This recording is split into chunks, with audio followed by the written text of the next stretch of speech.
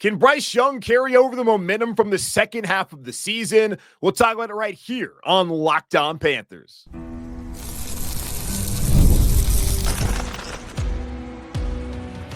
You are Locked On Panthers, your daily Carolina Panthers podcast. Part of the Locked On Podcast Network, your team every day. Welcome into another edition of the Locked On Panthers podcast, a part of the Locked On Podcast Network. I'm your host, as always, Julian Council, talking Carolina Panthers with you every Monday, Wednesday, and Friday as we are in off-season mode here on the show. Thanks for watching the show right here on YouTube and listening wherever you listen to your favorite podcast. Today's episode, Locked On Panthers, is brought to you by Game Time. Download the Game Time app, create an account, and use code LOCKEDONNFL for $20 off your first purchase. Season preview season is back here on Locked On Panthers. Over the next couple of weeks, I'm going to break down every single position group on the offense and the defense, give you a state of the offense show, a state of the defense show, look at special teams as well. All that coming up here for the rest of June and the beginning of July as we head into training camp here in Charlotte. Let's start off, of course, with the quarterback position, as that is the most important position here in Carolina and in this team sport that is known and loved as football.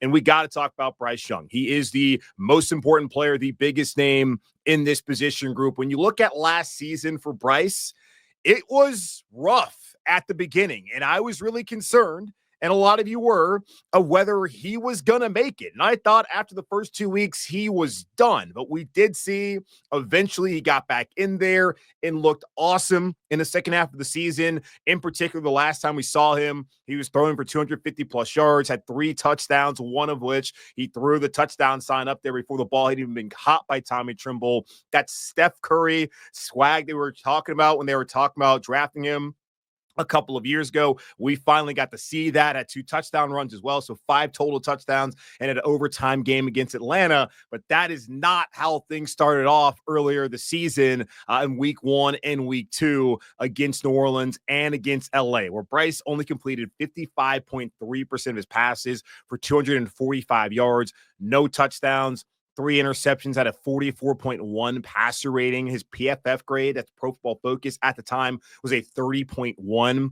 It was atrocious. And plenty of you were calling for Bryce Young to be benched and for Andy Dalton to get in there, that it was time to move on from Bryce Young, that the Panthers had gotten it wrong by not taking CJ Stroud and instead taking Bryce. And plenty of people were justified in those feelings because of how things had played out in 2023 and then to begin the season in 2024. When they had hired Dave Canales to be the head coach for Bryce, they wanted Dave to do what he did for Bryce, like what he did for Geno, what he did for Baker Mayfield. In the first 2 weeks, you weren't seeing that return. And after seeing what you had seen the year prior, you're probably wondering, was it ever going to happen? And I came out once Dave Canales decided to make the decision to bench Bryce Young and said, it's over for Bryce. And just to put into context just how bad it was for the Panthers offense the first couple of weeks last season, I had to go back and look at the numbers that I wrote down for some of the shows I did back in September. The Panthers 2023 offense for a 2-15 team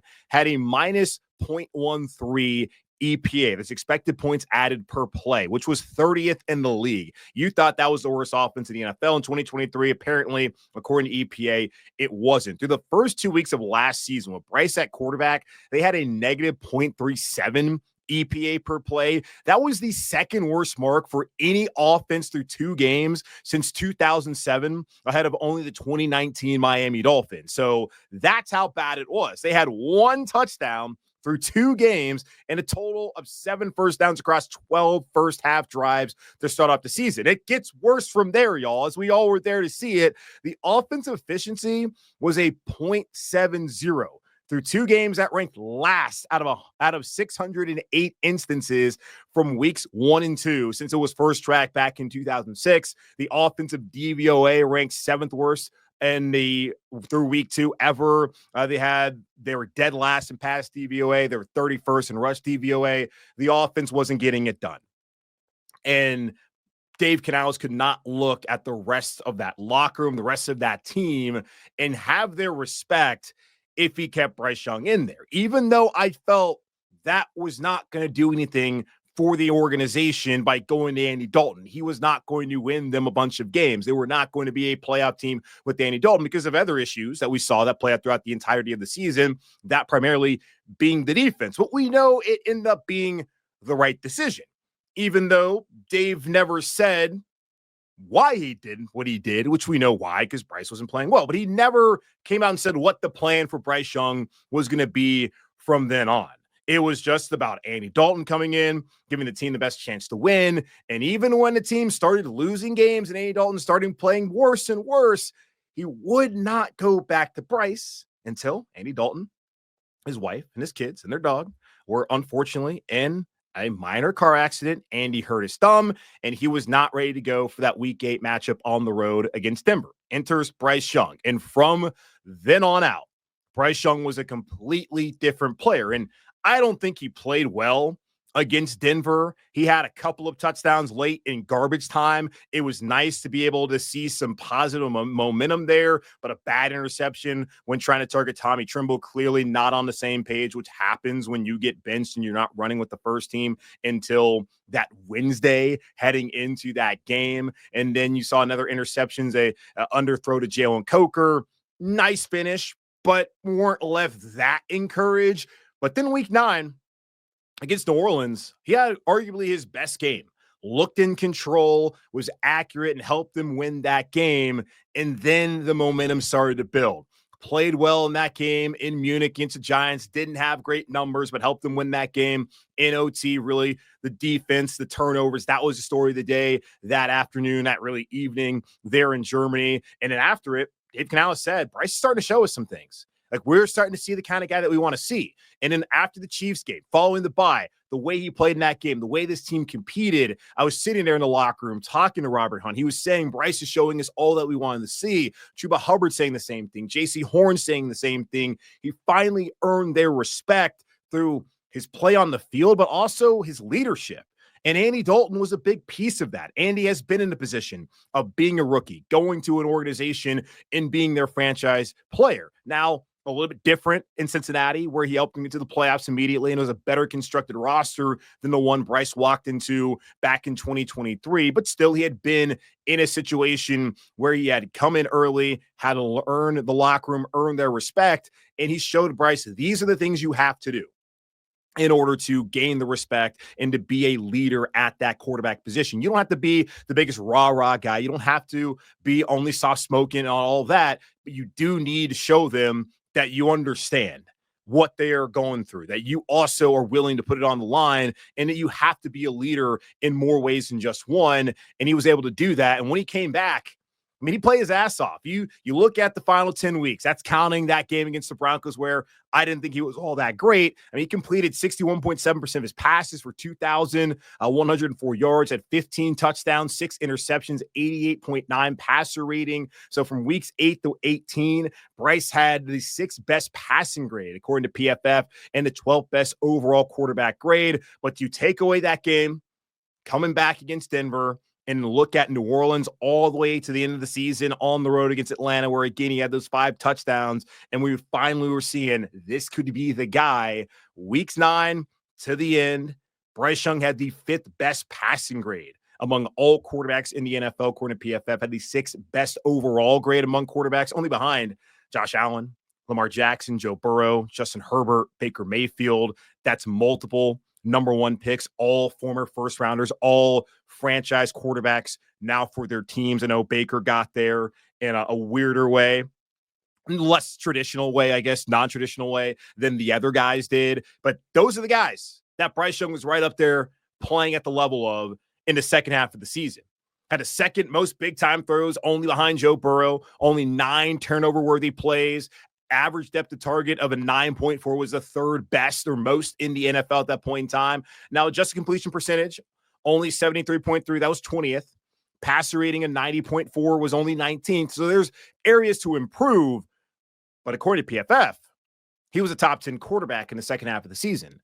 And now the question is, after what we saw from Bryce last year, to begin the season, to sit there, to come back, and how he played, our last impression of him in Atlanta, the way he played against the Saints and against the Giants, and really how he performed in those two games, those two scares that they gave the two teams who played for the Lombardi Trophy at Philadelphia and at home against Kansas City.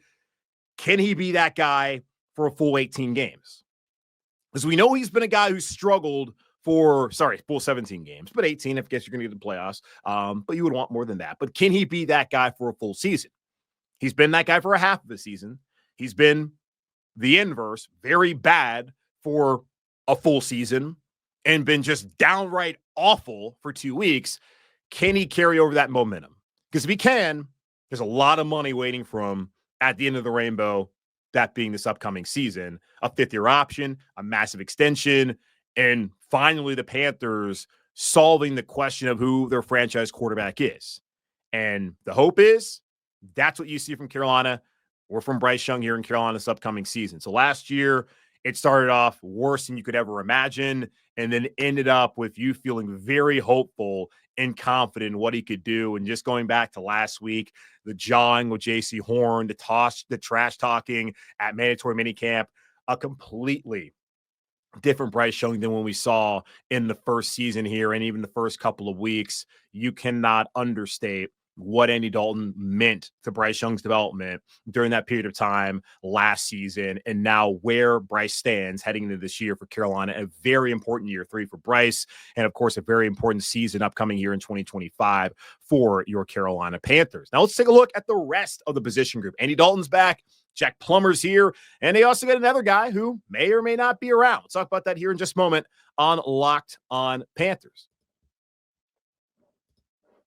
There's nothing like the atmosphere of an NBA playoff game. Every bucket, every defensive stop, every moment feels huge. It's electric in the arena. And with Game Time, you can be part of it without the stress of last-minute ticket hunting. Game Time makes it fast and easy to get playoff tickets, even when demand is sky high. Prices on the app actually go down as tip-off gets closer, and their last-minute deals can save you up to 60%. Game Time's all-in pricing means no surprise fees at checkout. What you see is what you pay. Take the guesswork out of buying tickets with Game Time. Download the Game Time app, create an account, and use code LOCKEDONNFL for $20 off your first purchase. Terms apply. Again, create an account and redeem code LOCKEDONNFL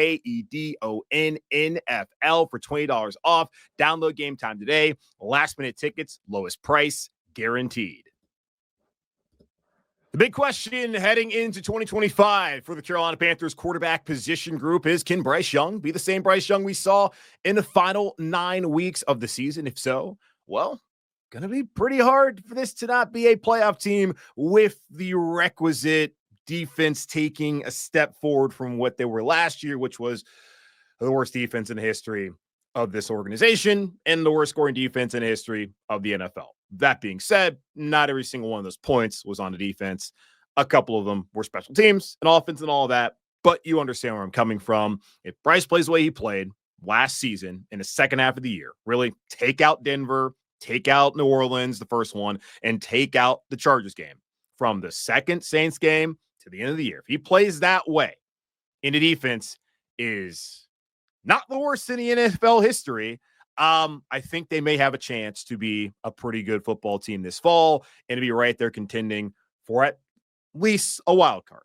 So we'll see what happens. But of course, Bryce Young is going to be a big piece of that for the Panthers this upcoming season. And fingers crossed is what I think everyone wants to see moving forward, that he ends up being the guy who can help them take over the division and go compete for those multiple Super Bowls, which is what David Tepper said that Bryce Young, among all the other quarterbacks available back then in 2023, gave the Panthers the best chance of doing when selecting him number 1 overall. Now, looking at the rest of the position group, Andy Dalton is back for another season, possibly 2, signed a 2-year, $8 million deal that includes $6 million guaranteed and has a max value of $10 million. Of course, we do not want to see him hit that max value, because that would mean Andy Dalton is playing, and that could be Bryce Young getting injured, knock on wood, or Bryce Young reverting back to what we saw at the beginning of last season, or just being middling, which we hope is not, of course, going to be the case. But Andy, again, you got to appreciate what the guy has been able to do for the organization the last couple of years. When it comes to week 3, I know I say this all the time, like I'm halfway joking, halfway not. It should be in his contract for him to start week 3. Threw for 300 bills against Seattle a couple of years ago in a losing effort, and then had the best performance of any quarterback up until that point in time of the season in week 3 last year, throwing for 300 plus yards, 3 touchdowns in that rout of the Raiders where everyone just was able to exhale for an afternoon, actually put a smile on their face after watching the hopeful franchise quarterback get benched that Monday and look awful weeks 1 and week 2. And he looked really good. And he looked good again in that week 4 matchup against Cincinnati. He did have an interception in that game, but overall it felt like he was leading the offense to a position where they had a chance. But then after that, really bad in Chicago, was not great in Atlanta, bad interception there targeting Ian Thomas, which why on earth would anyone ever do that? And then, of course, just a complete catastrophe up in Washington, skipped that game to go to a wedding. And I made the best decision I could have made by doing so that afternoon. So, yeah, Andy came in, helped you win a game, was competitive in another 2 games. But overall, you see who Andy Dalton is at this stage of his career. He's more of a mentor and someone who can come in for a week or 2 and keep you competitive. But any sort of long, medium stretch of time, you're not going to be in a good position. So looking at just even last season, he had a 68.6 PFF grade and was 20th out of 26 quarterbacks during weeks 3 through 7, just giving you an idea of where he stacks up when he gets to play. But I do see value in Andy Dalton being back here more so again as a mentor and a guy you can call upon if needs be for a game or 2, and should be in his deal for week 3, the next 2 seasons that he gets to start. So I think that's the Falcons. So good luck to Atlanta if that happens. But then Bryce Young just diced them up back in January. So maybe they want to see Bryce either, and they would rather see Andy considering how that game ended last year at home. But smart move. I didn't really have much of a preference whether he came back or not. I think if anything, as far as a backup went, I thought maybe go younger to have somebody back in there, but thinking more about just the impact that he had on Bryce, that it made a lot more sense for him to come back to Carolina for 2 more seasons, which brings me to Jack Plummer and what his role is going to be here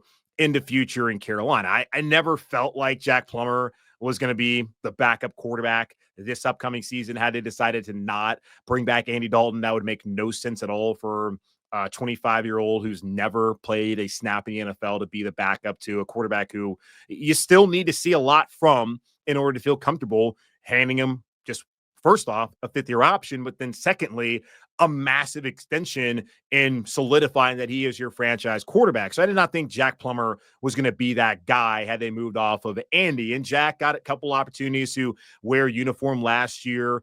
He was elevated from the practice squad as the backup to Bryce when Andy Dalton missed that week 8 matchup down up there in Denver, west of wherever you want to call it, out there in Denver. That probably makes more sense. So he was out there that day, but did not play. Then was signed to the active roster heading into the week 17 matchup on the road against Tampa. Did not play in that game or in week 18 in the overtime win against Atlanta. And that does bring into question whether Carolina feels comfortable enough using a roster spot on him this upcoming year. We'll see, but he was primarily on the practice squad. You look at the preseason last year, terrible performance, and everybody involved was horrible. Even starters had to go out there, like Marshall and Mingo, who ended up not sticking around in Carolina. As we know, they couldn't catch the football.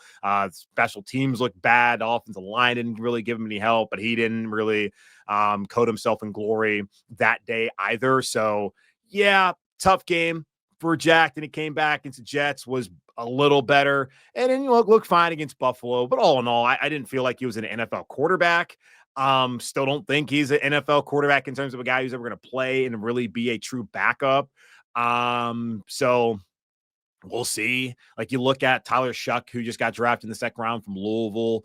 He's a guy who's another older player who was there in that Louisville Jeff Brom offense this past fall. Much better player than Jack Plummer. And you're seeing it because he's getting an opportunity to maybe start for the Saints this season or down the road. Like they will have, if they don't end up being number 1 overall in the draft, which I think they have a really good chance to be, will have an opportunity to potentially be the starter there at least for the season and maybe even down the road. Jack Plummer, I don't see a future for him being that. And there's nothing wrong with being the second or third quarterback and sticking around, collecting a paycheck and being able to live out your lifelong dream. Like I do certainly sit here and recognize that. And it's awesome that he's gotten this opportunity that he's here. But yeah, like I still look at him as more a developmental guy that maybe becomes your backup, but do you want a backup who has no experience at the end of the day? Probably not, but we'll see how it plays out. Ethan Garbers is the fourth quarterback here, and he, to me, is a camp body. And depending on how he's able to develop, maybe he can take over Jack Plummer's spot, but I doubt it from watching him the last couple of years at UCLA. Was starting quarterback the last two seasons for really an atrocious UCLA team last year that turned things around in the second half of the season with our old friend Deshaun Foster, who's the head coach there. And then Chip Kelly, he was the head coach prior to that before to saying, I'm done with this. I'm going to be the OC at Ohio State. Now he's back in the NFL with the Raiders and Pete Carroll. He threw for 2,727 yards last year, 16 touchdowns, 11 interceptions. Quite frankly, his older brother, Chase Garbers, who I think may be in the UFL. I thought he was a better player when he was in college back at Cal than Ethan was at UCLA. But again, guys getting to live out his lifelong dream, opportunity to develop. We'll see where it goes. But you look at this, it's really Bryce, it's Andy, and maybe it's Jack. And speaking of that, how many quarterbacks will the Panthers keep on the roster? Will they keep a third quarterback? We'll talk about that here in just a moment on Locked On Panthers. How many quarterbacks will the Panthers keep on their initial 53-man roster? And understand, initial 53. Just because they decide to only maybe keep 2 guys or 3 guys does not mean that's how it's going to be throughout the majority of the season. Back to last year, they only kept 2 quarterbacks on the roster to start off the season, that being Bryce Young and Andy Dalton. Of course, are able to sign Jack Plummer, who spent the entirety of the offseason with them as a UDFA out of Louisville, signed him to the practice squad. He got elevated once when Andy was out for injury and then signed to the active roster for the final 2 weeks of the season. Not to play, but I think more of a reward for being out there with them all year and his development. And they said, okay, let's sign you to the roster. End of the season anyways. We're not going to the playoffs. Yes, we're still trying to win games, and Dave made that very clear. They're still trying to win games, but they let Jack Plummer wear a uniform the last 2 weeks of the season. So just because 2 or 3 begin does not mean that's how it will end up this upcoming season. But I do think it's important what happened at the end of the season, what also happened for the majority of the season.